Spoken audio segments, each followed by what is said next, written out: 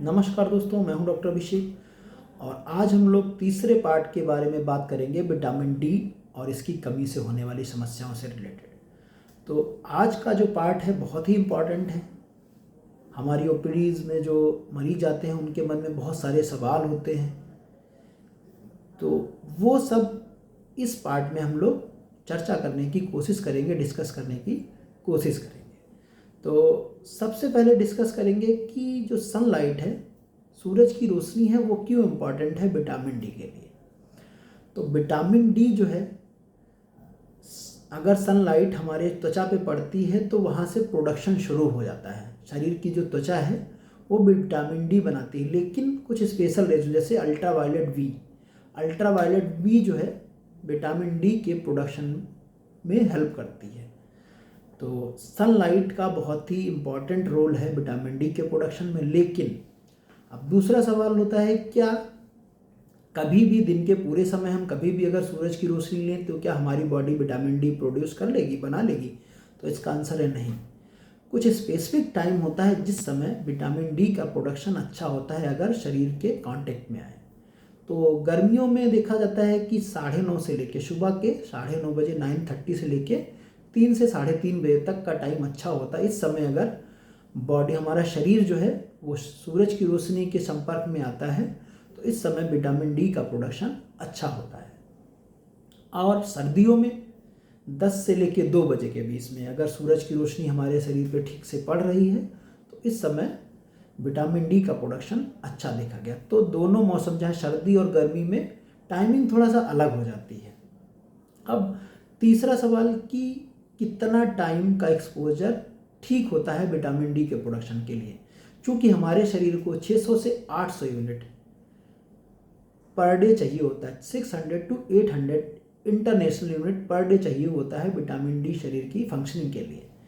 तो अगर 10 से लेके 30 मिनट, ये रेंज इसलिए है क्योंकि ये इम्पॉर्टेंट है, तो 10 से 30 मिनट का अगर एक्सपोजर सनलाइट का हो रहा है हमारी त्वचा से तो हमारी बॉडी एक सफिशिएंट अमाउंट में विटामिन डी का सिंथेसिस इसको बना लेती है। अब 10 मिनट उन लोगों को चाहिए होता है जिनकी स्किन जो है लाइट कलर की है, जो गोरे लोग हैं, उनमें क्या होगा, उनमें कम टाइम का सन एक्सपोजर चाहिए होता है। उनकी बॉडी उस कम समय में विटामिन डी बना लेती है। जो जिनकी स्किन जो है डार्क है उनको थोड़ा सा ज़्यादा टाइम चाहिए होता है, 20 से 30 मिनट चाहिए होता है। अब ये एक्सपोजर किस पार्ट की हम लोग बात करें, अगर हमारे हाथ पैर और फेस का एरिया ये लगभग 15% के आसपास है, तो अगर इतना एक्सपोज है डार्क स्किन में 10 मिनट के लिए और डार्क स्किन में 20 से 30 मिनट के लिए और जो लाइट स्किन जिसका है उसका 10 मिनट के लिए, तो इस एक्सपोजर में हमारी बॉडी लगभग जो डेली रिक्वायरमेंट है उतना विटामिन डी प्रोड्यूस कर लेती है। अगर टाइमिंग हम लोग सर्दियों में 10 से 2 के बीच में हो किसी भी समय, और गर्मियों में 9 से 9:30 से लेके 3 बजे तक। अब एक और बहुत ही महत्वपूर्ण सवाल होता है कि बहुत सारे लोगों के ग्लासेस घर में होते हैं, ग्लास लगा होता है, शीशा लगा होता है और जो उसमें लाइट है आती रहती है, लेकिन सबसे महत्वपूर्ण बात यही हो जाती है कि जो वो ग्लास है वो अल्ट्रावायलेट बी को वापस रिफ्लेक्ट कर देता है, मतलब अंदर नहीं आने देता है। तो अगर आप उस रोशनी से एक्सपोज हो रहे हैं, अपने शरीर को एक्सपोज कर रहे हैं, तो विटामिन डी प्रोडक्शन नहीं होता है। एक और इम्पॉर्टेंट सवाल होता है, क्या सन स्क्रीन लगाने के बाद भी हो सकता है विटामिन डी का प्रोडक्शन? तो नहीं। जो सन स्क्रीन होती हैं वो भी रिफ्लेक्ट करती हैं सूरज की रोशनी को शरीर से वापस, तो विटामिन डी का प्रोडक्शन इन लोगों में नहीं ज़्यादा होता है। एक और बहुत ही महत्वपूर्ण क्वेश्चन होता है कि क्या अगर हम लोग लंबे समय तक, मान लो 2 घंटे 3 घंटे अगर हम लोग सन एक्सपोजर करें तो क्या होगा, विटामिन डी प्रोडक्शन ज़्यादा होगा? तो विटामिन डी प्रोडक्शन तो ज़्यादा होगा, लेकिन लंबे समय तक सन एक्सपोजर के अपने अलग रिस्क हैं। हीट बर्न हो सकता है, या फिर कुछ कंडीशन में कुछ मेलिनेंसी के भी रिस्केस होते हैं अगर लंबे समय तक एक्सपोजर रहता है। तो एक समुचित मात्रा जरूरी होती है किसी भी कंडीशन के लिए।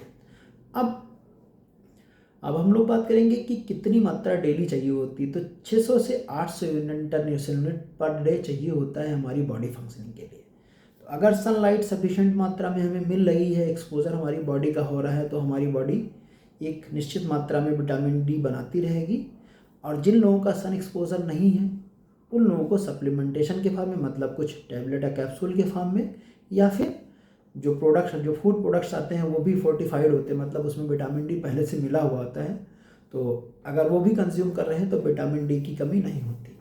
अब एक और क्वेश्चन होता है कि जो जिनका सन एक्सपोजर प्रॉपर नहीं है तो उनको और क्या ध्यान रखना चाहिए। तो अगर जिनका सन एक्सपोजर नहीं है, सप्लीमेंटेशन भी अच्छा नहीं है फूड का जिसमें विटामिन डी है, तो उन लोगों को क्या करना चाहिए कि जो 50 to 60,000 इंटरनेशनल यूनिट की जो कैप्सूल या सिरप होती है, अगर आप उसको महीने में एक बार भी ले रहे हैं तो आपकी विटामिन डी की आवश्यकता पूरी होती रहेगी और शरीर में विटामिन डी की कमी होने का खतरा काफ़ी हद तक कम हो जाएगा।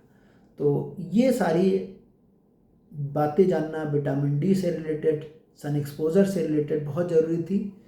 और भी अगर कोई आपके मन में सवाल होता है तो आप हमारे वीडियो यूट्यूब चैनल के माध्यम से हमसे डिस्कस कर सकते हैं, बात कर सकते हैं। और कृपया तीनों पार्ट देखें, तभी आपको विटामिन डी के बारे में एक सही जानकारी मिल पाएगी। धन्यवाद।